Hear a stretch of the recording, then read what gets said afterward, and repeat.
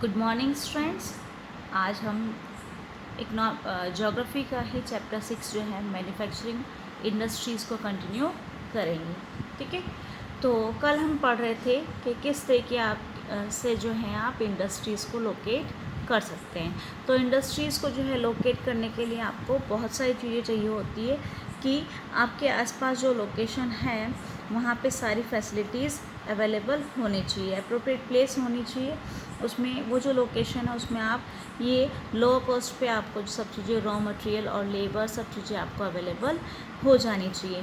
तो ये कंडीशंस आपके पास होती हैं, ये फैक्टर्स होते हैं जहाँ पे आप जो है इंडस्ट्रीज़ को सेटअप कर सकते हैं।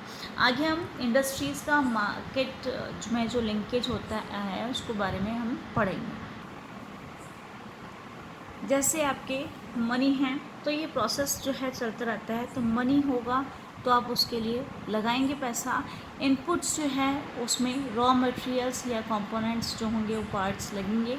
फैक्टर्स जो है प्रोडक्शन के लिए जैसे हमने पढ़ा था लैंड, लेबर, कैपिटल, एंटरप्रेन्योर और इंफ्रास्ट्रक्चर, ये सब चीज़ें आपको जो है प्रोडक्शन के लिए चाहिए होंगी। जब प्रोडक्शन होगा तो फिर ट्रांसपोर्टेशन भी होगा, फैक्ट्रीज़ में भी जाएगा रॉ मटेरियल बन करके, आउटपुट के रूप में प्रोडक्ट्स बन करके आएगा उसके थ्रू, और ये आपके ट्रांसपोर्ट होकर के मार्केट प्लेस तक जाएगा। जब भी मार्केट प्लेस तक आपका प्रोडक्ट जाएगा वापस आपको मनी गेन होगा।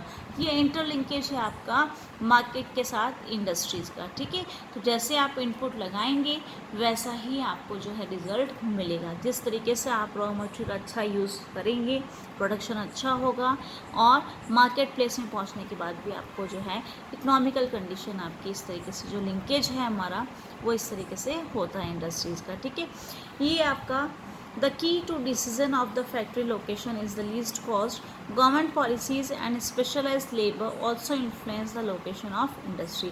गवर्नमेंट की पॉलिसीज़ भी इस पर निर्भर करती हैं, उसके ऊपर भी निर्भर करता है हमारे इंडस्ट्रीज़ को जो है लोकेट करने के लिए। और जो आपका लेबर जो होते हैं वो भी आपके स्पेशल जो आप उस चीज़ में होते हैं, हर एक इंडस्ट्री में अलग अलग लेबर चाहिए होते हैं, वो भी उनको प्रभावित करता है किसी भी इंडस्ट्रीज़ को जो है कहीं पे खोलने के लिए। ठीक है, एक आइडियल लोकेशन है आपके इंडस्ट्री के लिए, ये आपको जो है इसमें डायग्राम में दिया गया है। Cost of obtaining raw material at site, जो भी आपको रॉ मटेरियल है उसकी भी cost of production at site, decision to locate factory at site, cost of distribution of production. तो ये सारा प्रोसेस जो है आपका जो है देखना पड़ता है एक आइडियल लोकेशन जो आप देखते हैं एक इंडस्ट्रीज को सेटअप करने के लिए। नेक्स्ट है इसमें आपके क्लासिफिकेशन ऑफ इंडस्ट्रीज़। हमने अभी लोकेशन पढ़ा कि कौन सी लोकेशन जो है जहाँ पे आप इंडस्ट्रीज़ को खोल सकते हैं। तो अब हम पढ़ेंगे इसका वर्गीकरण, कैसे क्लासिफाई कर सकते हैं आप इसको अलग अलग कैटेगरीज़ में। यानी इंडस्ट्रीज़ भी एक तो नहीं होती है, बहुत सारी इंडस्ट्रीज़ होती है। तो वो बेसिस क्या है जिसके आधार पे जो है हम इसको बांट सकते हैं कि ये इस कैटेगरी में आता है। तो हम कैटेगराइज करेंगे, इसका वर्गीकरण किस तरीके से करेंगे। पहला है आपके on the basis of raw material. जैसा आपका कच्चा माल या रॉ मटेरियल होगा तो उसके अकॉर्डिंग हम दो पार्ट्स में इसको डिवाइड करेंगे, agro based and mineral based. ठीक है, एग्जाम्स में आपके इसी तरीके से क्वेश्चंस वेरी शॉर्ट में पूछे जाते हैं कि कौन सी जो है इंडस्ट्री जो है किसके बेसिस पे आप जो है उसको क्लासीफाई कर सकते हो। या तो क्लासिफिकेशन पूछ लिया जाता है या आपको एग्जांपल्स देंगे, जैसे शुगर। ठीक है, शुगर इंडस्ट्री के लिए पूछ लिया, या कॉटन के लिए पूछ लिया, या आयरन एंड स्टील के लिए पूछ लिया, तो आपको बताना पड़ेगा कि ये मिनरल बेस्ड है या एग्रो बेस्ड इंडस्ट्री है।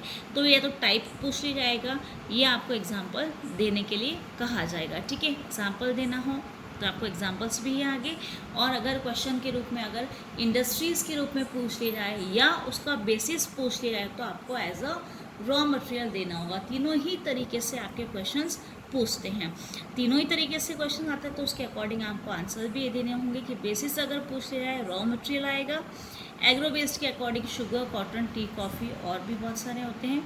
मिनरल बेस्ड का अगर आए तो iron and steel, cement industry, machine tools और एल्यूमिनियम। ठीक है। ये सारे एग्जाम्पल्स आपके हैं, आपको लर्न करने हैं, जिससे आपको एग्ज़ाम्स में अगर किसी भी तीनों तरीके में से कोई भी क्वेश्चन आता है तो आप उसको सॉर्ट आउट कर सकते हैं, ठीक है। नेक्स्ट है according to the main role. जो मेन रोल होता है उसके अकॉर्डिंग हम पढ़ेंगे कि पहला बेसिक या की इंडस्ट्रीज़ होती हैं जिसके बिना और इंडस्ट्रीज़ जो है आगे अपना प्रोडक्ट्स नहीं बना सकती है, तो एक बेसिस होता है, इस आधार पे और इंडस्ट्रीज वर्कआउट करती है that produce supply the products और raw materials to manufacture other goods. ये उनको जो है सप्लाई करते हैं प्रोडक्ट्स, ठीक है, या रॉ मटेरियल प्रोडक्ट्स या रॉ मटेरियल को वो उनको देती हैं और गुड्स बनाने के लिए, ठीक है, जैसे आयरन एंड स्टील, कॉपर या स्मेल्टिंग, ये सब चीज़ें जो बनाने के लिए आपको और रॉ मटेरियल चाहिए होता है, तो वो जो है आपको मेन रोल अदा करती हैं। नेक्स्ट है आपका consumer industries that produce goods for direct use by consumers. Consumer industries वो जिनका डायरेक्ट यूज़ कर सकते हैं कंज्यूमर्स, जैसे कि fans, sugar, toothpaste, paper etcetera. ये एग्जांपल्स आपके कंज्यूमर इंडस्ट्रीज़ के कंज्यूमर्स जो है डायरेक्टली उसको यूटिलाइज कर सकते हैं। नेक्स्ट है on the basis of capital investment. जितना ज़्यादा पैसा लगेगा, ठीक है, कैपिटल इन्वेस्टमेंट जितना होगा, तो बड़े पैमाने पे अगर होता है तो वो लार्ज स्केल इंडस्ट्रीज़ और स्मॉल स्केल इंडस्ट्रीज़, ठीक है, छोटे जो उद्योग धंधे होते हैं और बड़े, ठीक है, उसके अकॉर्डिंग हम पढ़ रहे हैं। तो वो छोटी और बड़ी जो इंडस्ट्रीज़ होती है उसके बारे में पढ़ रहे हैं, उसमें जो इन्वेस्टमेंट होता है उसके अकॉर्डिंग हम इसको कैटेगराइज करते हैं कैपिटल इन्वेस्टमेंट के अकॉर्डिंग, ठीक है। तो ये जो इन्वेस्टमेंट होता है, ये जो पैसा लगता है, इनकी पूंजी जो लगती है, इसमें अलाउड होता है कि वो लगभग 1 करोड़ रुपए इसमें इन्वेस्ट कर सकते हैं। अगर बड़े पैमाने पे देखें, लार्ज स्केल इंडस्ट्रीज़ को अगर देखें, तो वो 1 करोड़ से भी ज़्यादा वो उसमें इन्वेस्टमेंट करते हैं, तो वो लार्ज स्केल इंडस्ट्रीज़ कहलाती हैं। और 1 करोड़ तक के जो होते हैं वो इंडस्ट्रीज़ आपके स्मॉल स्केल इंडस्ट्रीज़ कहलाती है। और बेसिस क्या होगा आपका कैपिटल इन्वेस्टमेंट का। क्लियर। नेक्स्ट है on the basis of ownership. जो मालिक होता है, जिसके अंडर में जो होती है इंडस्ट्रीज़, उसके बारे में हम पढ़ रहे हैं, ठीक है। तो ये इसमें आपके जो हैं हम 3 तरीके की पढ़ेंगे कि public sector and private sector, ठीक है। Public sector owned and operated by government agencies. Government की जो एजेंसीज होती हैं उनके द्वारा ही, उनके अंडर में ही ये चलाई जाती हैं, वो ही इसके ऑनर होते हैं, ठीक है, वही उसके मालिक होते हैं। और वो ऑपरेट या उसको चलाते कौन है इंडस्ट्रीज़ को? गवर्नमेंट की एजेंसीज, ठीक है। जैसे बेल है पापा हैवी इलेक्ट्रॉनिक लिमिटेड, और ये सेल का है आपका steel authority of India limited, ठीक है।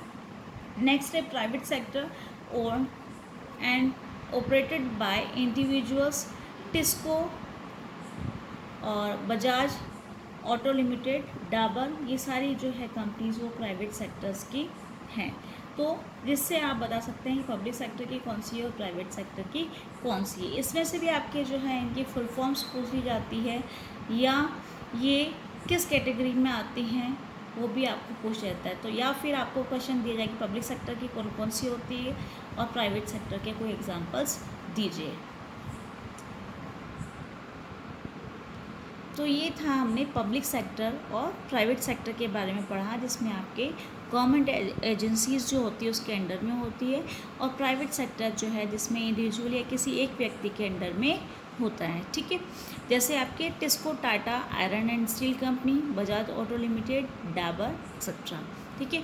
और इसमें आपके जैसे अगर एग्जांपल पूछ लिया जाए, जैसे बेल का फुल फॉर्म हो जाए, या सेल का फुल फॉर्म जैसे steel authority of India limited पूछ लिया जाए, या आपके बेल का पूछ लिया जाए तो भारत हैवी इलेक्ट्रिकल्स लिमिटेड जो है इसका फुल फॉर्म होता है, ये भी आपको पता होना चाहिए। Clear.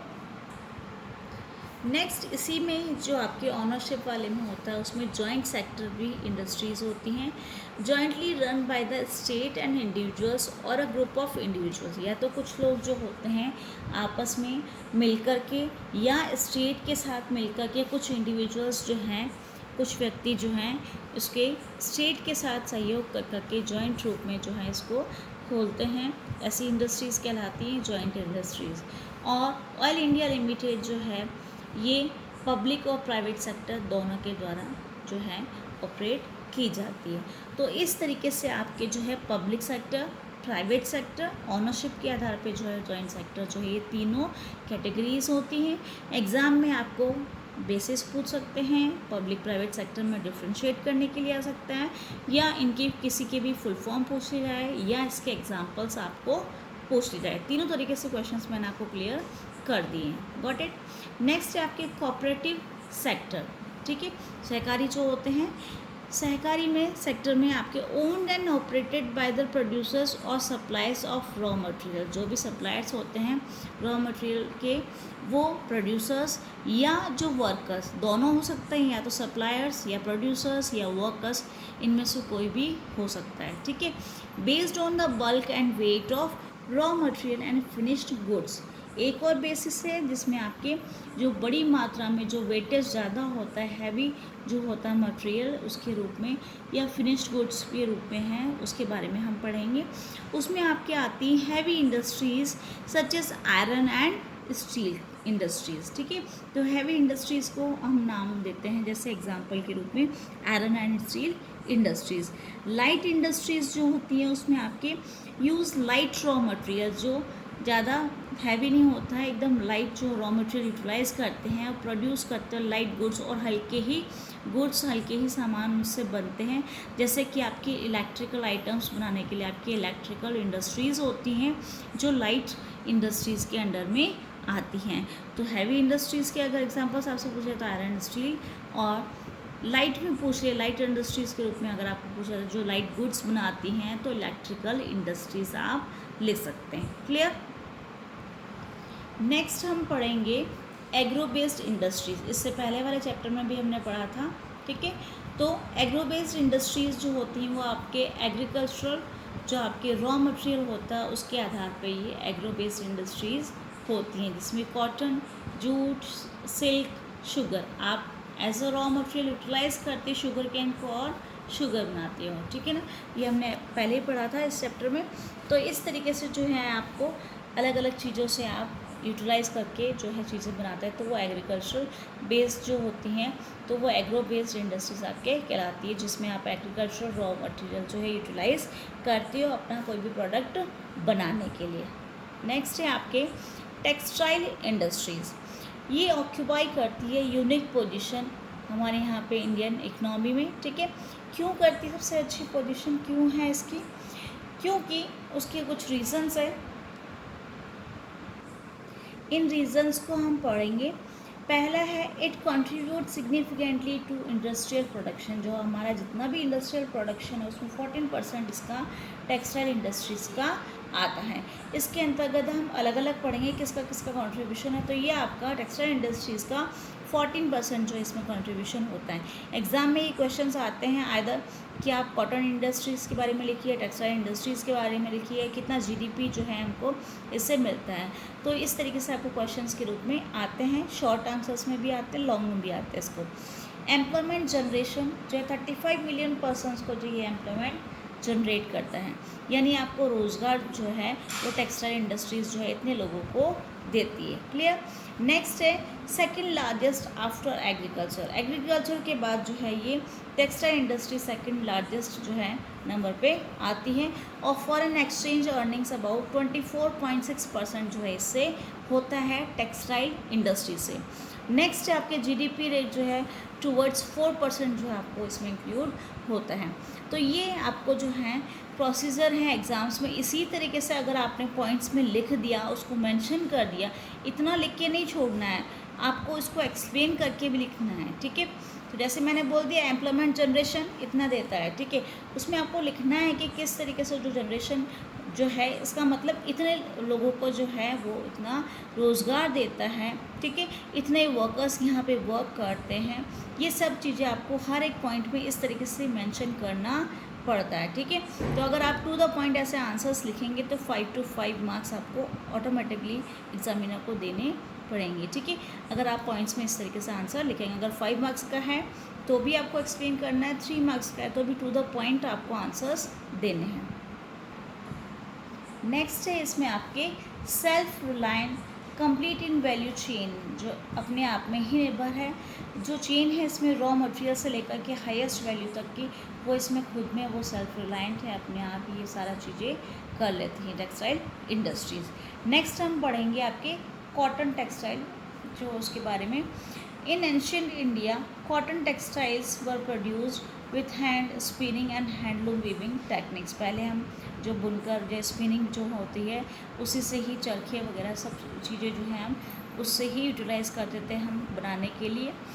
After 18th century powerlooms came into use. 18th century के बाद पावरलूम्स जो है वो यूज़ में आने लगे। During colonial period traditional industries suffered a setback because they could not compete with the meal made cloth from England। हमको जो है जब हमारा उपनिवेश बना लिया गया था कॉलोनियल पीरियड टाइम में, जब हमारे पे अधिकार कर लिया था तब यहाँ पे जो इतनी भी इंडस्ट्रियलाइजेशन हुआ हमारे इंडिया में, उससे हमारे जितनी भी इंडस्ट्रीज़ थी, हमारे घरेलू जो उद्योग धंधे थे वो सब खत्म हो चुके थे। क्यों? क्योंकि जो हमारे यहाँ का जो माल था उसका कंपटीशन इंग्लैंड से जो मील मेड जो क्लोथ था वो जो मतलब इंग्लैंड से जो भी मटेरियल आता था उसके मुकाबला हम लोग नहीं कर पा रहे थे। ठीक है, तो यही है कि मशीन से अगर कोई बन के आ रहा है और एक यहाँ से हाथ से बन कर के आ रहा है तो उसमें कंपटीशन बहुत होने लग गया था, इसलिए हमारे जो ट्रेडिशनल जो उद्योग थे वो ख़त्म हो चुके थे। तो ये हमने पढ़ा टेक्सटाइल इंडस्ट्री कैसे कंट्रीब्यूट करती है आपके जीडीपी में 4%, और कॉटन टेक्सटाइल इंडस्ट्रीज़ के बारे में हमने पढ़ा। फर्स्ट जो हमारी टेक्सटाइल मिल जो है हमारी मुंबई में 1854 में सेटअप हुई थी। टिल 2011 तक जो है 1946 कॉटन और human made fibre textile mill जो है हमारी कंट्रीज़ में इतनी संख्या में थी 1946, जिसमें आपके 80% जो है इनमें से 1946 में से 80% जो है वो प्राइवेट सेक्टर में थी और रेस्ट जो थी उसमें से पब्लिक और कोऑपरेटिव सेक्टर में थी। यानी 80% अगर प्राइवेट में चलेगी तो 20% आपकी पब्लिक और कोऑपरेटिव सेक्टर में थी। Apart from these, there are several thousand small factories with 4 to 10 जो है लूम्स उसके अंतर्गत थे। इसके अलावा भी और इंडस्ट्रीज़ थी इसके अंदर जो कि आपके 4 से 10 लूम्स में थी।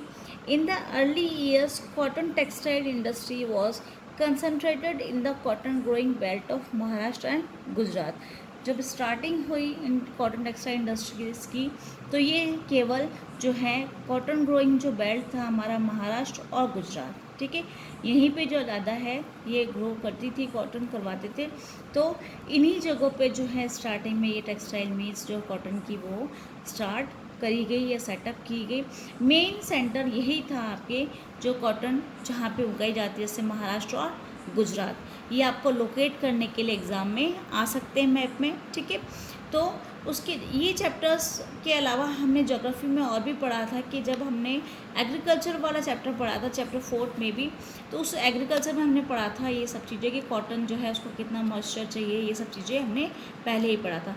तो वही रीज़न्स यहाँ पे भी है कि महाराष्ट्र और गुजरात में ही क्यों हुआ, तो उसके रीज़न्स भी आपको दिए गए हैं कि वहाँ पे अवेलेबिलिटी ऑफ रॉ कॉटन जो है वो वहाँ पे मिल जाती है जो आप लोगों को चाहिए होती हैं। और भी रीज़न्स हम इसके बारे में पढ़ेंगे, कल इसको कंटिन्यू करेंगे कि कैसे महाराष्ट्र और गुजरात जो है वहाँ पे क्या चीज़ें थी अवेलेबल कि जिसकी वजह से वो जो कॉटन ग्रोइंग बेल्ट जो है महाराष्ट्र और गुजरात वहीं पे जो है ये सारी कॉटन टेक्सटाइल इंडस्ट्रीज़ सेटअप की गई थी। तो आज हमने ये कॉटन टेक्सटाइल इंडस्ट्रीज़ और जो बेसिस है हमारे, जो किसके आधार पे हम उसको कैटेगराइज कर सकते हैं, क्लासिफिकेशन कर सकते हैं, इन इंडस्ट्रीज़ को कैसे बांट सकते हैं अलग अलग कैटेगरीज़ में, उसके बारे में आज हमने पढ़ा। कैसे जॉइंट सेक्टर है, पब्लिक सेक्टर की जो इंडस्ट्रीज़ है, प्राइवेट सेक्टर की है, ठीक है, एग्रो बेस्ड किसे कहते हैं। इस तरीके से आपके सिंपली क्वेश्चंस बन करके एग्ज़ाम में आएंगे और आपको ऐसे ही आपको आंसर्स टू द पॉइंट लिखने होंगे।